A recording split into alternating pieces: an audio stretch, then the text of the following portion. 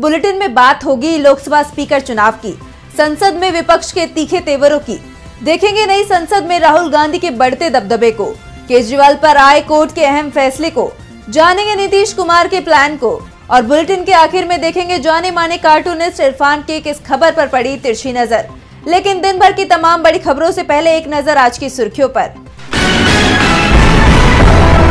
अयोध्या में जोरदार बारिश, घरों में बेड सोफे डूबे, रामपथ पर भरा पानी, लोगों का सरकार पर तंज, कहा अयोध्या में तैर रहा है विकास।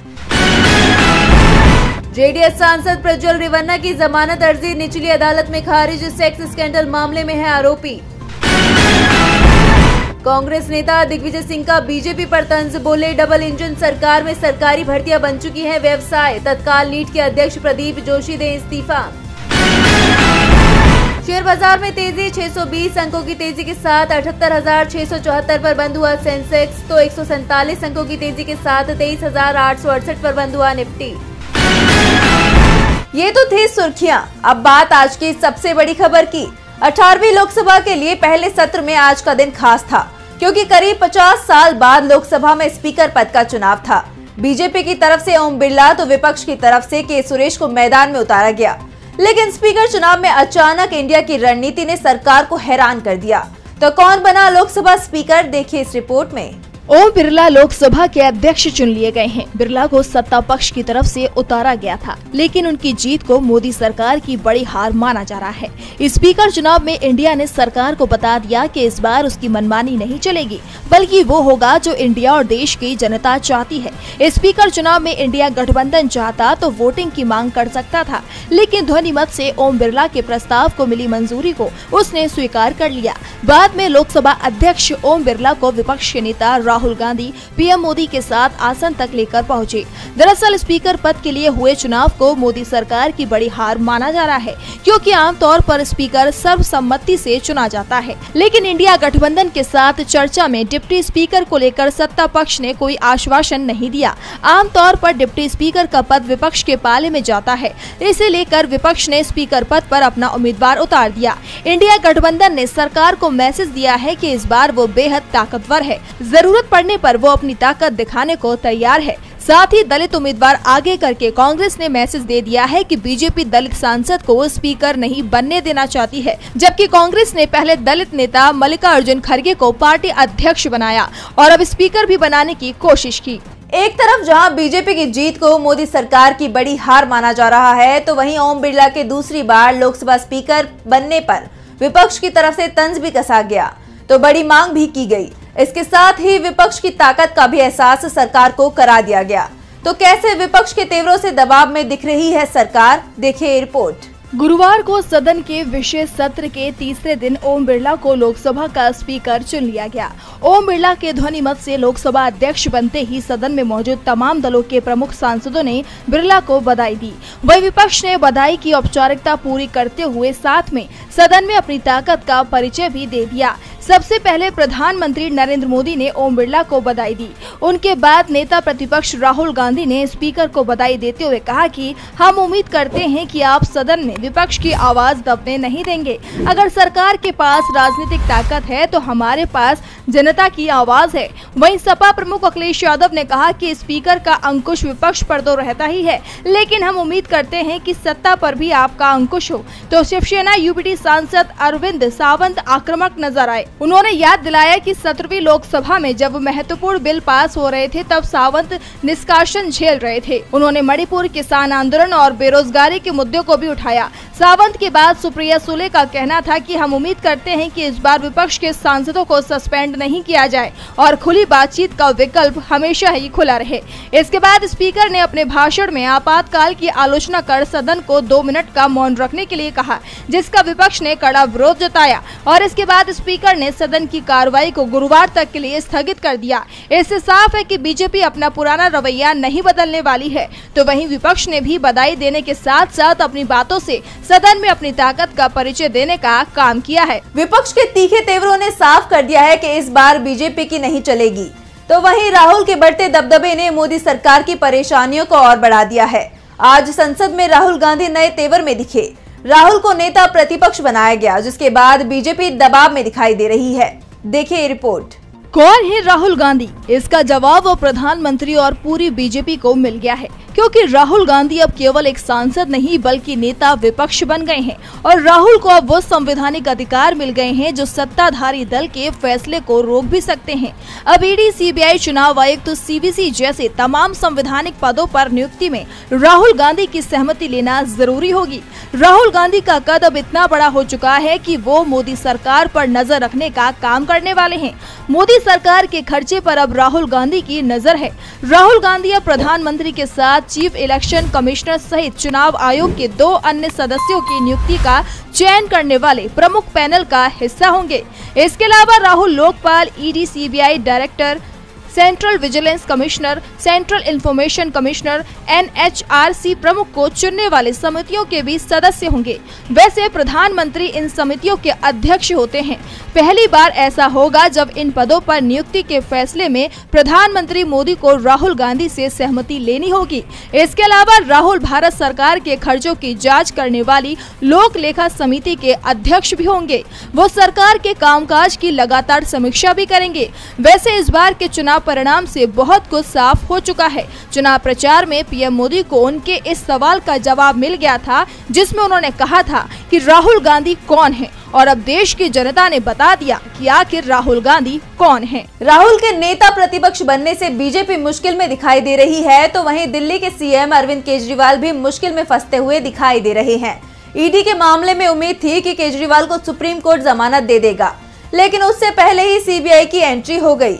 देखिए इस रिपोर्ट में। दिल्ली के सीएम अरविंद केजरीवाल को 3 दिन के लिए सीबीआई हिरासत में भेज दिया गया है। आज सुबह सीबीआई ने शराब नीति में कथित भ्रष्टाचार के मामले में अरविंद केजरीवाल को राउज एवेन्यू कोर्ट में पेश किया था। इस दौरान सीबीआई ने केजरीवाल की गिरफ्तारी का भी ऐलान कर दिया। सुनवाई के दौरान सीबीआई ने केजरीवाल की रिमांड मांगी तो केजरीवाल ने जाँच एजेंसियों पर गंभीर आरोप लगा दिए। केजरीवाल ने कहा कि जाँच एजेंसियाँ गलत खबरें प्लांट कर रही है। मीडिया में खबर चलाई जा रही है कि मैंने सिसोदिया पर शराब नीति के आरोप लगाए हैं, ये गलत है। मैंने कहा मनीष सिसोदिया निर्दोष हैं, आम आदमी पार्टी निर्दोष है और मैं भी निर्दोष हूँ। केजरीवाल ने कहा सीबीआई मीडिया में खबरें प्लांट कर रही है कि मैंने सारा दोष मनीष सिसोदिया पर डाल दिया है। मैंने ऐसा कोई बयान नहीं दिया है। अभी तो इन्होंने अरेस्ट किया है, अगले 3-4 दिन तक ये इसी तरह की चीज प्लांट करेंगे। इस चीज को भी ऑन रिकॉर्ड लिया जाए कि कैसे मीडिया में प्लांट किया जा रहा है और बदनाम किया जा रहा है। इस पर सुनवाई कर रही बेंच ने कहा कि मीडिया में चीजें टुकड़ों में पेश की जाती हैं। ये बड़ी दिक्कत है। मीडिया सिर्फ एक लाइन ले लेती है और उसे चलाती रहती है। मीडिया को कंट्रोल करना मुश्किल है।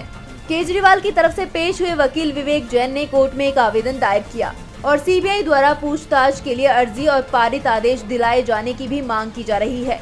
तो दूसरे वकील विक्रम चौधरी ने केजरीवाल की ओर से अदालत में कहा कि हमें मौका तक नहीं दिया गया, हम रिमांड की मांग का जवाब देना चाहते हैं। इससे कोई आसमान तो गिर नहीं पड़ेगा।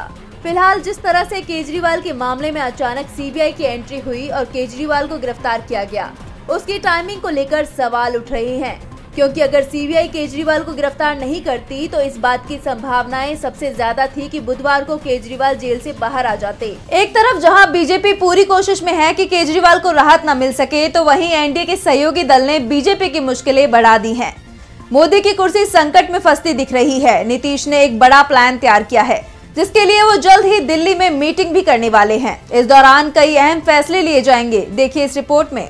नीतीश कुमार फिर पलटी मारेंगे, इसके संकेत एक बार फिर मिलने लगे हैं और एक बार फिर पीएम मोदी की कुर्सी खतरे में है, क्योंकि जहां लोकसभा चुनाव के बाद से बिहार के मुख्यमंत्री नीतीश कुमार ने पीएम मोदी से दूरी बना ली है, तो वहीं नीतीश ने बीजेपी के विरोधी से हाथ मिला लिया है।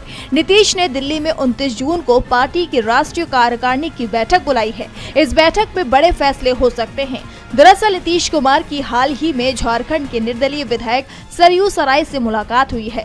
सरयू सराय पहले बीजेपी में थे, लेकिन 2019 में उन्होंने बीजेपी छोड़ दी।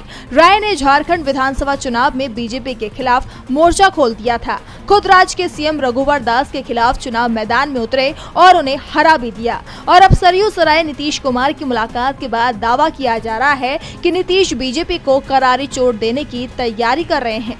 वैसे नीतीश की रणनीति क्या है, इसका खुलासा 29 जून से होने लगेगा। इस समय संसद का सत्र चल रहा है। वैसे तो ये विशेष सत्र है, सरकार की तरफ से किसी तरह के विधेयक इसमें पेश नहीं होंगे। दावा किया जा रहा है कि नीतीश कुमार ने जेडीयू की राष्ट्रीय कार्यकारिणी की बैठक दिल्ली में रखी है, तो इसके पीछे कई कारण हैं। पहला तो ये है कि विपक्षी दलों के साथ उनके रिश्तों में जो थोड़ी दूरियां आई हैं, उन्हें पाट लिया जाए, क्योंकि राजनीति में कब किसकी कहां जरूरत पड़ जाए इसे लेकर कुछ भी कहा नहीं जा सकता। और नीतीश कुमार के तो पहले से ही इंडिया गठबंधन में शामिल हर दल के साथ अच्छे रिश्ते हैं। इसके अलावा नीतीश की नजर बिहार के विशेष राज्य के दर्जे पर भी है। बहरहाल ये तो अब 29 जून के बाद ही पता चल पाएगा, लेकिन नीतीश की इस बैठक ने बीजेपी की टेंशन को जरूर बढ़ा दिया है। एक तरफ जहां नीतीश कुमार बीजेपी को डराते दिखाई दे रहे हैं, तो वहीं महाराष्ट्र जहां 4 महीने बाद ही चुनाव होना है, वहीं की खबरें बीजेपी को डरा रही हैं। एनसीपी शरद गुट के चीफ शरद पवार ने अजीत गुट के लोगों को घर वापसी की हरी झंडी देने का संकेत दे दिया है। साथ ही ये भी बताया कि वो किन लोगों को पार्टी में वापस नहीं लेंगे। तो क्या है पूरा मामला, देखिए रिपोर्ट। लोकसभा चुनाव के नतीजों के बाद से ही महाराष्ट्र की सियासत गरमाई हुई है। महाराष्ट्र में एनडीए को मिली हार के बाद से फूट की खबरें सामने आ रही हैं। सभी दल एक दूसरे को हार का जिम्मेदार मान रहे हैं। हाल ही में अजित पवार ने बीजेपी को चेतावनी दी थी। उन्होंने कहा कि अगर एनडीए के अंदर उनके दल को निशाना बनाया गया तो वे एनडीए छोड़ देंगे, और अब उनकी ये बात सच साबित होती दिख रही है। अजित ने बीजेपी से दूरी बनाना शुरू कर दिया है। अजित पवार घर वापसी पर विचार कर रहे हैं। इसके साथ ही अजित पवार को महायुति में अलग पड़ता देख उनके कई विधायक भी हटने की तैयारी में हैं। अजित पवार के कई विधायकों पर घर वापसी का दबाव है। बता दें कि इनमें से कई विधायक शरद पवार और उनकी पार्टी के नेताओं के संपर्क में हैं। विधायक घर वापसी की तैयारी कर रहे हैं। ऐसे में शरद पवार ने भी साफ कर दिया है कि विधायकों की घर वापसी के विरोधी नहीं है। जिनकी वापसी से पार्टी को फायदा होगा उनका स्वागत है, लेकिन शरद पवार ने ये भी साफ कर दिया है कि वो उन लोगों को स्वीकार नहीं करेंगे जिनसे पार्टी को नुकसान होगा। शरद पवार ने कहा कि जिन विधायकों ने अतीत में पार्टी को नुकसान पहुंचाया है, उन्हें दोबारा पार्टी में जगह नहीं दी जाएगी। इसके साथ ही उन्होंने ये भी कहा कि अजित पवार को तो पार्टी में शामिल कर लिया जाएगा, लेकिन जिन लोगों ने उन्हें दल बदलने के लिए प्रेरित किया, उन्हें पार्टी में शामिल नहीं किया जाएगा।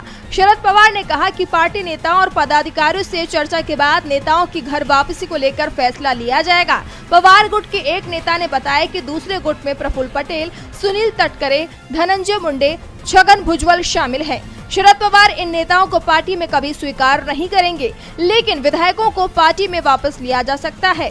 शरद पवार की हरी झंडी मिलने के बाद वो घर लौट आएंगे। शरद पवार के बयान ने सियासी हलचल तेज कर दी है। आपको बता दें कि पवार का बयान ऐसे वक्त सामने आया है जब विधानसभा चुनाव होने में कुछ ही महीनों का समय बचा है। ऐसे में एनडीए का टूटना बीजेपी के लिए बड़ा नुकसान साबित हो सकता है। बीजेपी के हाथ से एक और मजबूत सहयोगी फिसलता दिखाई दे रहा है, तो दूसरी तरफ बीजेपी का अपने पुराने सहयोगियों को कमजोर करने का खेल इस बार भी चलता दिख रहा है। शिरोमणि अकाली दल ने बीजेपी पर अपनी पार्टी को तोड़ने के आरोप लगा दिए हैं। तो आखिर कैसे बीजेपी का सबसे पुराना सहयोगी अकाली दल आ गया है बीजेपी के ही निशाने पर, देखिए इस रिपोर्ट में। लोकसभा चुनाव में खराब नतीजों के बाद शिरोमणि अकाली दल 2 धड़ों में बंटती हुई नजर आ रही है। दरअसल लोकसभा चुनाव में शिरोमणि अकाली दल को पंजाब में 13 सीटों में से केवल 1 सीट पर जीत मिली थी, जिसके बाद से पार्टी में बगावत के सुर सुनाई देने लगे। खबर है कि पार्टी के वरिष्ठ नेताओं ने पार्टी प्रमुख सुखबीर सिंह बादल के खिलाफ मोर्चा खोल दिया है। नेताओं की मांग है कि बादल को पार्टी की कमान किसी दूसरे को सौंप देनी चाहिए, जो धर्म और राजनीति के बीच संतुलन बना सके। पार्टी के वरिष्ठ नेताओं ने सुखबीर सिंह बादल से इस्तीफा मांग लिया है। हालांकि दूसरी ओर जिलाध्यक्षों और हल्का इंचार्जों के जरिए बादल गुट ने एक प्रस्ताव पारित करवाकर पार्टी नेतृत्व पर पूर्ण विश्वास जताया है। बादल गुट ने पार्टी में फूट को लेकर बीजेपी को जिम्मेदार ठहराया है। बादल गुट का कहना है कि केंद्र सरकार सरकारी एजेंसियों और अवसरवादी तत्वों का इस्तेमाल कर पार्टी को तोड़ने का प्रयास कर रही है। वहीं पार्टी मुख्यालय की बैठक में सुखबीर सिंह बादल ने कहा कि वो शिरोमणि अकाली दल को पंथ विरोधी ताकतों की कठपुतली नहीं बनने देंगे, लेकिन जो लोग पंथ, पंजाब, किसानों और वंचित वर्गों के साथ धोखा करना चाहते हैं, वो अपना रास्ता चुनने के लिए आजाद हैं। वहीं जालंधर में पार्टी की विरोधी गुट की बैठक में 1 जुलाई को अकाली दल बचाओ लहर की शुरुआत करने की घोषणा की गई है। देखा जाए तो बीजेपी इस तरह एक एक करके अपने ही पुराने साथियों को भीतर से तोड़कर उन्हें कमजोर करने का काम कर रही है। और बुलेटिन के आखिर में देखेंगे जाने माने कार्टूनिस्ट इरफान की किस खबर पर पड़ी तिरछी नजर। लीजिए, लोकसभा में फिर आ गए बीजेपी के डंडाधारी हेडमास्टर ओम बिरला। इनको शांति बहुत पसंद है, इनको शोर करते हुए विपक्षी बिल्कुल भी पसंद नहीं है।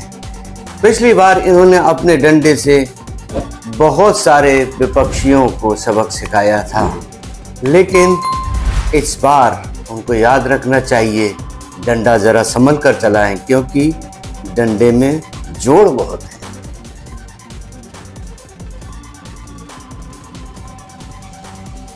आज सोशल मीडिया से लेकर आपके चलते फिरते जीवन में भी पत्रकारिता के बुरे दौर की चर्चा होती है, क्योंकि जिन लोगों पर सूचना देने की जिम्मेदारी है वो आपके लिए नहीं बल्कि कॉरपोरेट और सरकारों को फायदा पहुंचाने में लग गए हैं। विज्ञापन मॉडल को खारिज कर आप इस बीमारी को दूर कर सकते हैं और अपने नारे को बुलंद कीजिए। मेरे खर्च पर आजाद है खबरें।